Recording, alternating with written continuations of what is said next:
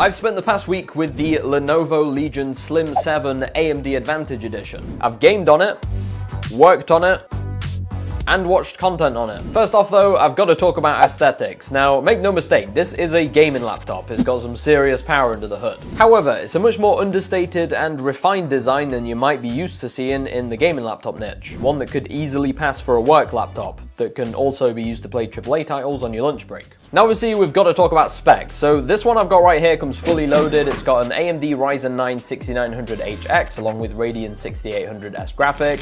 If you don't know what that means, it means it's really fast. And it's this Ryzen Radeon combo that makes this the AMD Advantage Edition. Now you might be wondering, what does AMD Advantage actually mean? Well, these laptops are built upon AMD's Advantage framework, which to summarize means you're getting a laptop that's been engineered, fine-tuned, and undergone extensive lab testing to give a great all-round experience in whatever it is that you're doing, with a focus on things like power efficiency, thermals, and noise, more on those later, along with full AMD software and smart technologies. Speaking of which, what AMD smart technologies does this laptop feature? Well, it comprises of two things: AMD Smart Access Memory and AMD Smart Shift Max. The first essentially allows the CPU to dip into the super fast memory of the GPU, a lot more than what used to be possible, which helps to eliminate any potential bottlenecks where the GPU is waiting on the CPU to finish operations. The second is AMD Smart Shift Max. Now traditionally, the CPU and the GPU would both have their own separate power pool with fixed numbers on power draw.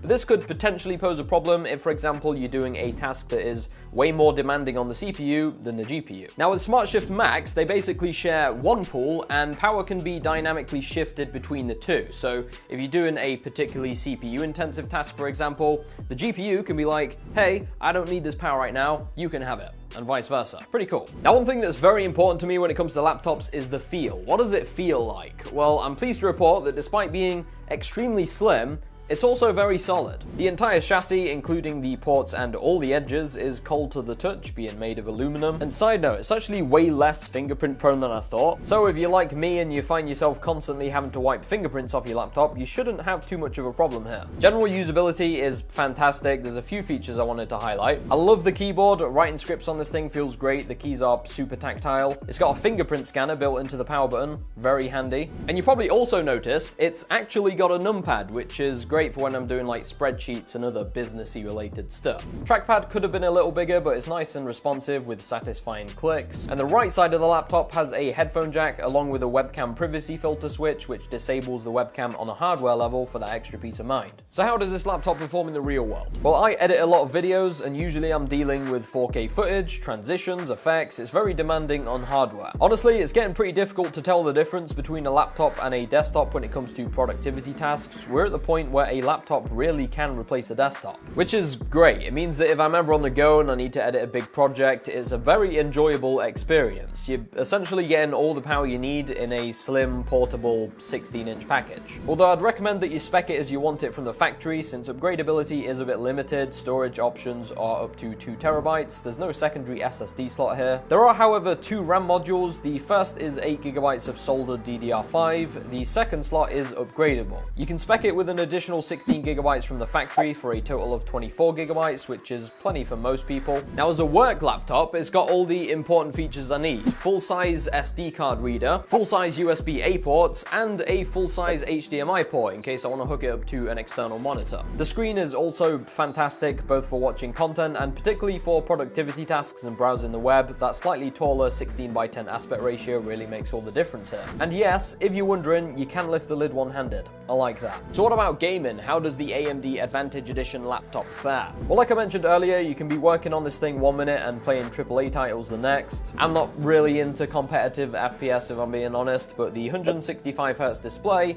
definitely makes it a great option for that. I'm more of an open world kind of guy, so think games like The Witcher 3. I've been playing the remastered version that just came out and looks awesome on this laptop. I feel like Quad HD Plus is the perfect resolution for this screen size as well. You get much crispier visuals than 1080p while also getting higher frames than you would on, say, a 4K panel. Speaking of frame rates, I thought this time instead of just running a bunch of built-in benchmarks, I'd just give you my overall experience of gaming on this laptop. Like I said, I usually play AAA titles, Cyberpunk, The Witcher, Red Dead Redemption 2, mostly on high settings because I never feel like ultra's worth it. But basically you can expect between 60 to 70 FPS at native resolution, which is totally fine for me in these kind of games. I usually play with a controller, lock it at 60 FPS and call it a day. Competitive titles are a completely different story. You can easily max out the 165Hz refresh rate of this panel, so those of you that are going to play a lot of games like Valorant are going to have a great time on this laptop. What about battery life? As a work laptop, it's great. Obviously, there's a lot of variables here. It depends what you're doing. If you're someone that just does light workloads like browsing the web, working on spreadsheets, replying to emails, it will get you through a work day, no problems at all. I'd definitely recommend you plug in while gaming, both for performance and battery reasons. Gaming while on battery is never the best experience, let's be honest. You're lucky if you get an hour and a half before you have to plug in. Speaking of which, the 230 watt AC adapter isn't obnoxiously big or bulky, so I'm more than willing to throw it in the backpack along with the laptop if I think I'm going to need it. What about thermals and noise? Well, thermals are one area that's seen a considerable improvement, especially for such a slim laptop. We used to seeing temps in the 90s on gaming laptops nowadays, and this thing manages to keep within the 80s in even the most demanding of tasks. And the best part is, it's surprisingly quiet, even while gaming. AMD's Adrenalin software, along with Lenovo's Vantage, let you customize things like thermal profiles, performance, and battery life, so you can definitely tailor things to your preference depending on what's most important to you. To wrap things up though, overall I have thoroughly enjoyed my time with the Lenovo Legion Slim 7 AMD Advantage Edition. It's got